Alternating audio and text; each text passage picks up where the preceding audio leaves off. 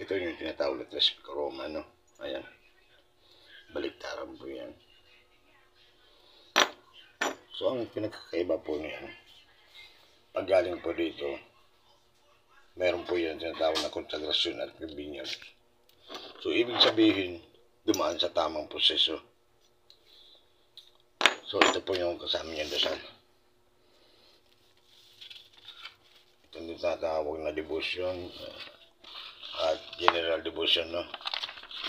Ito doon, ito yung dasal ng Trispicaroma. So, ito po ang dasal ng kung paano magsimula bilang isang manggagamot at antingero.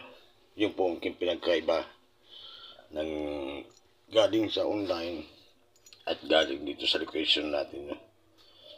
Going po Cavite. So maraming salamat sa pagtitiwala.